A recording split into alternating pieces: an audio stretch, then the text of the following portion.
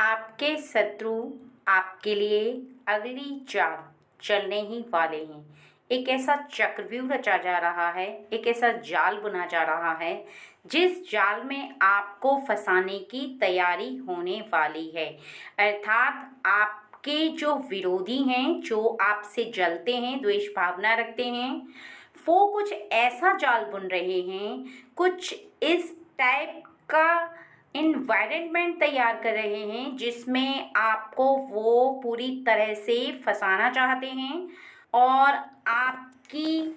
जो सोचने समझने की शक्ति है वहाँ तक काम ही नहीं करती है और ना ही आप वैसा सोच सकते हैं जैसा कि ये लोग सोच रहे हैं। आप बहुत ही ज़्यादा सीधे साधारण हैं, आपकी सोच भी बहुत ज़्यादा सीधी है। इस वजह से इन लोगों का ये जो खेल है, जो ये खेलना चाहते हैं, ये आपकी समझ में शीघ्र ही नहीं आएगा। ऐसे में आप उलझने वाले हैं, आप एक ऐसी परेशानी में आ सकते हैं कि आपका जीवन एक मुसीबत में भी पड़ सकता है, एक परेशानी में आ सकता है। और आज की जो रीडिंग है, यदि आपको मिली है तो निश्चित ही कहीं ना कहीं ईश्वर की शक्ति आपसे कनेक्ट हो रही है, ईश्वर की शक्ति आपको कुछ बताना चाहती है। इसी वजह से आपके सामने ये मैसेज आया है जिससे कि आप सुने। हो सकता है कि आपकी लाइफ में भी कुछ ऐसा होने वाला हो, इसलिए रीडिंग बहुत ज़्यादा पावरफुल है। आपके लिए सुनना इतना इतना इतना ज़रूरी है कि आपने यदि इस मैसेज को खोल लिया है तो बिल्कुल भी भूल करके भी इस मैसेज को अधूरा ना छोड़ें। पूरी बात को सुनें, पूरी बात को समझें। हो सकता है कि आपके इर्द गिर्द भी कुछ ऐसे लोग हों जो कि आपको नुकसान पहुंचाना चाहते हों। जब आप रीडिंग को सुनेंगे तो निश्चित ही आपको भी इस बात का आभास हो जाएगा कि जो रीडिंग में बताया जा रहा है वो आपके जीवन में भी घटित हो रहा है। कहीं ना कहीं आपके जीवन में ये परेशानी चल रही है, इसलिए आप यदि इस रीडिंग पर आए हैं तो निश्चित ही आपका जो भाग्य है वो आपसे बहुत ज़्यादा तेज चल रहा है और उन लोगों के जो इरादे हैं, जो उनका कर्मा है, जो वो कर रहे हैं, उसका फल तो उन्हें ईश्वर ही देंगे। लेकिन आपने जो कर्म किए हैं वो बहुत ज़्यादा अच्छे हैं जिसकी वजह से ईश्वर आपकी कहीं ना कहीं रक्षा कर रहे हैं। इसलिए अब अपने मन को बहुत ही ज़्यादा शांत कर लो, बहुत ज़्यादा ध्यान से सुनो। इस पर्सन के बारे में, जिस पर्सन के बारे में बताया जा रहा है, जिसके बारे में लोग कुछ इस टाइप की इन्वायरमेंट तैयार कर रहे हैं जिससे कि इसको फंसा सकें, ये काफ़ी समय पहले की बात है जब इन लोगों की कुछ ऐसी बात हुई थी जिसकी वजह से ये बहुत ही ज़्यादा इससे चिढ़ने लगे हैं, बहुत ही ज़्यादा द्वेष भावना रखने लगे हैं इस व्यक्ति के साथ और इनके परिवार के सदस्यों के साथ कुछ अनबन हो गई, किसी ज़मीन को लेकर के, किसी रुपए पैसे को लेकर के। क्योंकि ये जो दोनों पर्सन हैं ये अपने ही एक ही फैमिली के नहीं बल्कि एक खानदान के हैं, यानी इनका खानदान बहुत बड़ा है। उनमें से ही एक तरफ ये एक पर्सन है और दूसरी तरफ ये कुछ लोग हैं जो कि इसको नुकसान पहुंचाना चाहते हैं। इसलिए चाहते हैं कि कहीं ना कहीं इनकी बहस हुई थी, इनकी लड़ाई हुई थी, कुछ ऐसी आपस में इनकी तू मैं हो गई थी जिसके वजह से ये इसको फंसाना चाहते हैं। कहीं ना कहीं इसको एक ऐसे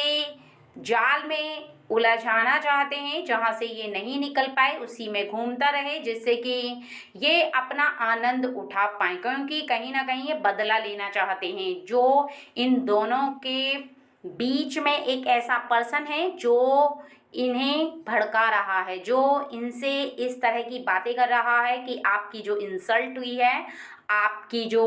लोगों ने यहाँ पर बुराई की है कि आप उससे जाकर लड़ पड़े, तो चलिए आप अपने इस अपमान का जाकर के बदला लीजिए। तो ये अभी बहुत ज़्यादा अपने मन के अंदर गलत फहमी पाल चुके हैं और जा कर के उससे बदला लेना चाहते हैं और कुछ इस तरह से उसके साथ करना चाहते हैं जो कि आपको रीडिंग में पता चलेगा। ये जो सीधा पर्सन है ये अपना शांत है, जो हो गया उसे भूल चुका है, अपने काम में लग चुका है और इसके मन के अंदर अब कोई बात नहीं है, ये उन बातों को भूल चुका है। यह सच है कि कहीं ना कहीं इसका भी अपमान हुआ था, कहीं ना कहीं इसके साथ भी बहस हुई थी किसी बात को लेकर के, लेकिन ये भूल चुका है। लेकिन वो लोग नहीं भूले हैं, वो लोग अब एक ऐसी चाल चलने के लिए तैयारी कर रहे हैं जिससे कि इस व्यक्ति को कहीं ना कहीं अपमान का सामना करना पड़ेगा। और तो कुछ नहीं है, लेकिन यदि अपमान का सामना करना पड़ा तो ये इसके लिए बहुत ही ज़्यादा भारी होगा, क्योंकि इससे बर्दाश्त नहीं होगा और ये यहाँ पर रोने लग जाएगा, क्योंकि इसका मन बहुत ज़्यादा सॉफ्ट है। ये बहुत ही जल्दी रोने लग जाता है, क्योंकि ये किसी के सामने ना तो कुछ कह पाता है और ना ही किसी की ज़्यादा खास बुराई करता है और ना ही किसी के लिए विपरीत कोई कार्य करता है। तो ये बस अपने काम पे ध्यान रखता है, जो बहुत ही ज़्यादा सीधा पर्सन है। लेकिन इसके मन के अंदर ऐसा कोई छलावा भरा हुआ नहीं है, ये अपनी ज़िंदगी में अपने कामों में लग चुका है। लेकिन ये लोग अभी कुछ लोगों को इकट्ठा करके कुछ ऐसी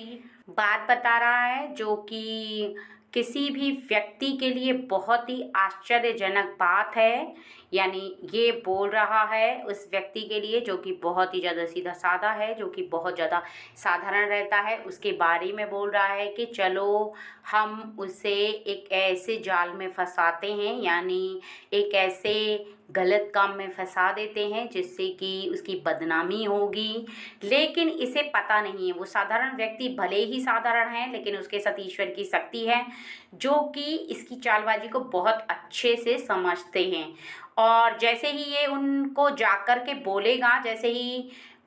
ये लोग उसे जाकर के बोलेंगे, लेकिन वो व्यक्ति साफ मना कर देगा, क्योंकि यहाँ पर जो बताया जा रहा है वो ये है कि ये लोग जो अपने मन के अंदर सोच रहे हैं, जो उसे फंसाना चाहते हैं, लेकिन इसे पता नहीं है कि वो व्यक्ति कुछ ज़्यादा ही अंतर ध्यान वाला व्यक्ति है, यानी उसके पास बहुत सारा ज्ञान है। कोई भी व्यक्ति आएगा उसे फंसाने के लिए या किसी भी चक्रव्यूह में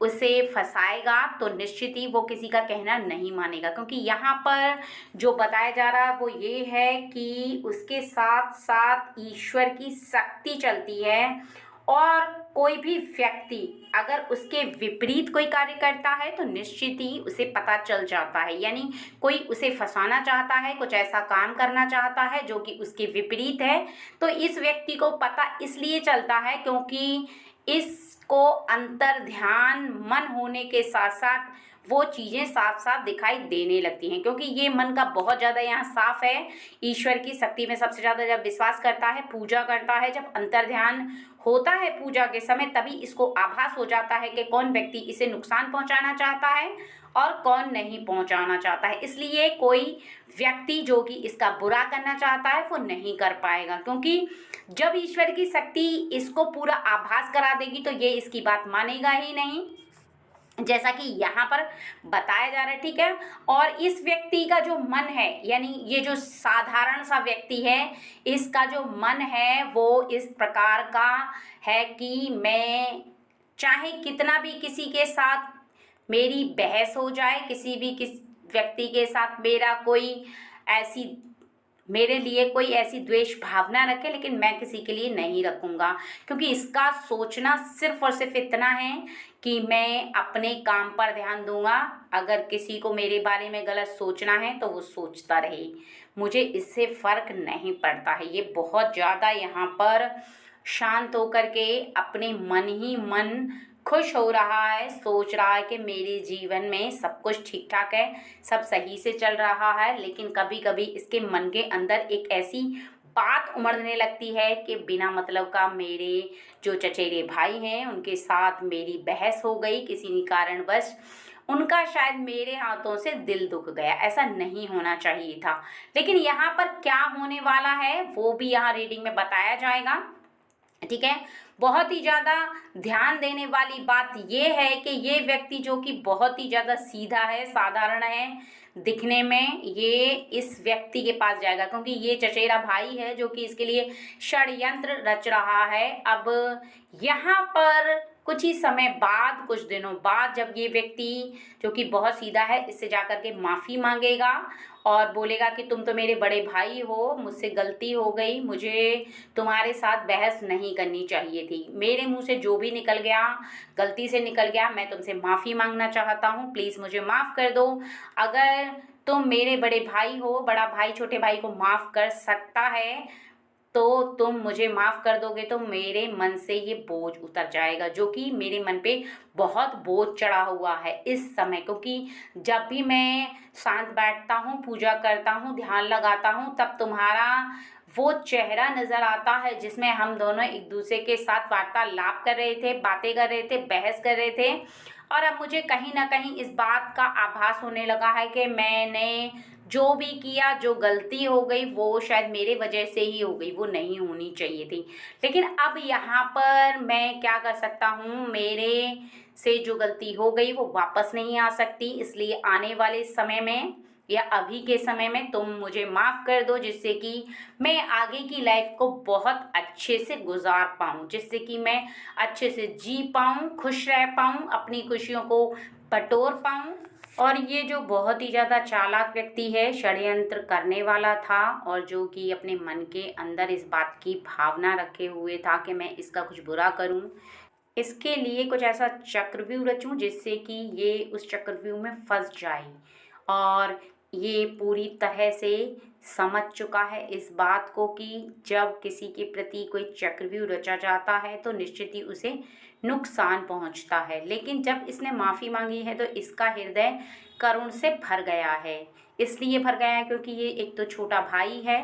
और इसके साथ ऐसा कुछ हुआ है जिसकी वजह से ये रोने लगा, क्योंकि इसे ऐसा आभास हुआ कि मेरा भाई मुझसे माफ़ी मांग रहा है और कहीं ना कहीं गलती तो मेरी भी थी, कहीं ना कहीं इसकी भी थी, हम दोनों की थी। और मैं इसके साथ ही गलत करने जा रहा था, कहीं ना कहीं मैंने एक ऐसा गुनाह तैयार कर लिया था, शायद इसकी ईश्वर भी मुझे माफ़ी नहीं देते, मुझे माफ़ी नहीं मिलती। लेकिन बहुत अच्छा हुआ जो कि माफ़ी इसने स्वयं मांग ली। और आज के बाद मैं अपने भाई के बारे में कभी भी कोई गलत बात ना तो बोलूँगा, ना सोचूंगा, ना ही इसके बारे में कोई द्वेष भावना अपने मन के अंदर लेकर आऊँगा। अभी इसका मन बहुत ही ज़्यादा करुण से भर गया है, ये भी अपना रोने लगा है, आंखों में आंसू आ गए हैं, दोनों भाइयों के एक दूसरे के गले मिल गए हैं। दोनों इस बात को रियलाइज़ कर रहे हैं कि कहीं ना कहीं इन दोनों की आपस में गलती हो गई थी, कहीं ना कहीं इन दोनों को ऐसा नहीं करना चाहिए था। क्योंकि जब किसी भी व्यक्ति से गलती हो जाती है तो उस समय ये बात आभास नहीं हो पाती है कि वो गलती हो रही है और उन्हें ये नहीं करना चाहिए। लेकिन जैसे जैसे समय बीतता जाता है, जैसे जैसे वो कुछ समय के लिए एक दूसरे से बात नहीं कर पाते हैं या नहीं करते हैं, उनके बीच में कोई मनमुटाव होता है, लेकिन जैसे जैसे समय का पहिया घूमता जाता है वैसे वैसे इन्हें इस बात का रियलाइज़ हो ही जाता है कि कहीं ना कहीं हमसे ही गलती हो गई, हमको ये नहीं करना चाहिए। क्योंकि समय जो है वो इंसान को पछतावा ज़रूर करवाता है, चाहे तुरंत के समय में या कुछ समय आने वाले समय में। क्योंकि कहीं ना कहीं हृदय में विराजमान ईश्वर शक्ति इस बात का आभास कराती है कि तुमने जो गलती की है उससे जाकर उस व्यक्ति से माफ़ी मांगो। माफ़ी मांगने से कोई बड़ा छोटा नहीं होता, बल्कि जो माफ़ कर देता है उसका दिल बहुत ज़्यादा बड़ा होता है। जब इंसान को इस बात का रियलाइज़ होने लगता है तो सामने वाला चाहे छोटा हो या बड़ा हो, सामने वाले से माफ़ी मांग ही लेता है। और भाइयों का रिश्ता तो कुछ इसी प्रकार का होता है कि उनके बीच में प्रेम बहुत होता है, उनके बीच में चाहे कितने भी झगड़े हो जाएं लेकिन फिर भी वो एक हो जाते हैं, फिर भी वो एक दूसरे के रिलेशन में जो रहते हैं वो कभी भी अपने रिश्ते को तोड़ नहीं पाते। ये जो लड़ाई झगड़े होते हैं ये कुछ ही समय चलते हैं। आज का जो मैसेज है वो इसीलिए है कि अगर आपकी लाइफ में यदि आपका कोई ऐसा भाई है या कोई चचेरा भाई है या आपका सगा भाई है या कोई बहन है, अगर आपके साथ उसकी कुछ अनबन है या कुछ भी ऐसी बात है, तो आप अगर अपनी बहन से, चाहे वो छोटी है, बड़ी है, बड़ा भाई है, छोटा भाई है, तो जाकर के अगर आपकी किसी बात से कोई झगड़ा हो गया है, कोई अनबन हो गया है, तो ईश्वर का ये जो मैसेज आपको मिला है वो इसीलिए मिला है कि आप जाएं और अपने भाई से जो कि छोटा है या बड़ा है उससे माफ़ी मांग ले, क्योंकि माफ़ी मांगने से आप छोटे बड़े नहीं हो जाओगे, बल्कि आपके जो रिश्ते हैं वो एकदम से ठीक हो जाएंगे और आपके बीच का जो प्रेम संबंध है वो यूं की त्यों बना रहेगा। आपके प्रेम की जो डोर है भाई से भाई की वो नहीं टूटेगी, क्योंकि जीवन में ये रिश्ते बहुत ज़्यादा ज़रूरी होते हैं, ये कभी टूटने नहीं चाहिए। चाहे जीवन में कितनी भी आंधियां आ जाएं, कोई भी परेशानी आ जाए, किसी भी प्रकार का परिवर्तन हो, लेकिन ये रिश्ते जब मजबूती से बन जाते हैं तो किसी भी परेशानी का सामना बहुत आराम से कर सकते हैं। बहुत आराम से आप इस परेशानी को झेल सकते हैं, इस परेशानी को बर्दाश्त कर सकते हैं, क्योंकि परेशानी को बर्दाश्त करने के लिए किसी भी इंसान के हृदय में प्रेम चाहिए, और वो प्रेम भाइयों भाइयों में होता है, बहन बहन में होता है, बहन भाई में होता है, माता पिता और बच्चे के साथ तो होता ही है। इसलिए आज की रीडिंग खास तौर से इसी विषय पर थी। और अगर आपके जीवन में कोई भी ऐसी परेशानी है जो कि रिश्तों के अनबन से है, तो आप के लिए यही कहा जा रहा है कि आप जाएं और अपनी गलती मान लें। अगर आपकी गलती है तब भी, नहीं है तब भी, क्योंकि अगर आपको ऐसा लगता है कि आपके बड़ों ने कोई गलती की है और आपने नहीं की है, फिर भी अगर आप गलती की माफ़ी मांगते हैं, तो इससे आपके जीवन पर कोई फर्क नहीं पड़ेगा, बल्कि जो बड़े लोग हैं वो आपको अच्छा ही मानेंगे, वो आपकी तारीफ करेंगे और आप एक समाज में बहुत ही प्रतिष्ठित व्यक्ति कहलाएंगे। क्योंकि जो भी व्यक्ति गलती के बाद अपनी माफ़ी मांगता है, अपनी गलतियों को स्वीकार कर लेता है, संसार में हर व्यक्ति उसे बहुत ही अच्छा बताता है, क्योंकि नोक-झोंक तो सब में ही हो जाती है। क्योंकि जहाँ पर चार व्यक्ति होते हैं वहाँ पर कोई ना कोई ऐसी बात हो ही जाती है जिससे कि एक दूसरे के साथ कोई मन मुटाव हो जाए, लेकिन बाद में जब आपकी बुद्धि में ये बात विराजमान होती है कि किसी न किसी व्यक्ति की गलती की वजह से ये सब उत्पन्न हुआ है, तो उसमें स्वयं को झुका लेना चाहिए। ठीक उसी प्रकार जिस प्रकार एक पेड़ तभी झुकता है जब उसके ऊपर बहुत सारे फल लगे होते, तो इसलिए एक हरा पेड़ बनो, एक सूखा पेड़ मत बनो, उस पेड़ की तरह रहो जिस पर बहुत सारे फल लदे होते हैं। वो हमेशा झुकाव खाता है और अपने फलों को दूसरों को प्रदान करके भी बहुत ज़्यादा खुश रहता है, क्योंकि लोग उसके फलों की तारीफ करते हैं कि ये फल बहुत ही ज़्यादा मीठे हैं, ये पेड़ बहुत ही ज़्यादा अच्छा है, उसकी छांव में बैठते हैं। उसी तरह से आप इस तरह की इंसान बनो जिससे कि आपके करीब कोई बैठे। इस तरह के इंसान बिल्कुल मत बनो कि आपसे लोग दूर भागें, क्योंकि अगर आप अपनी अकड़ में रहोगे तो निश्चित ही कोई भी व्यक्ति आपके करीब बैठना पसंद नहीं करेगा। और अगर आप झुकाव खा के रहोगे, सबसे मेल मिलाप करके रहोगे, तो निश्चित ही कोई भी व्यक्ति आपके पास बैठना चाहेगा, आपकी मदद करना चाहेगा, आपके साथ मेल जोल रखना चाहेगा। इस बात को समझना हर व्यक्ति के लिए ज़रूरी है, चाहे वो स्त्री है, चाहे वो पुरुष है, चाहे वो छोटा है या फिर बड़ा है। परिस्थिति कोई भी हो सकती है, उम्र कोई भी हो सकती है, लेकिन आपकी भावना केवल इसी प्रकार की होनी चाहिए। क्योंकि ये जो आज का मैसेज मिला है ये रिश्तों को बनाने के लिए आपको मिला है। कहीं ना कहीं कोई रिश्ता अगर आपका टूट गया है तो उस रिश्ते को पुनः जोड़ें, अर्थात उसमें कोई ऐसी दरार उत्पन्न हो गई है तो उस दरार को भरें, और वो केवल आपके प्रेम से, आपके झुकाव से, आपके समर्पण भाव से ही हो सकता है। अगर आप अपनी तरफ अकड़ कर खींचते रहे तो निश्चित ही रिश्ते बहुत ज़्यादा नाजुक होते हैं, वो टूट जाते हैं। कभी भी अपने जीवन में किसी की तरफ आप झुकाव रखते हो तो आपका रिश्ता और भी ज़्यादा मजबूत होता चला जाता है, ना कि आप किसी के साथ मनमुटाव रखते हो तब मजबूत होता है। इसलिए इस बात को हमेशा ध्यान रखना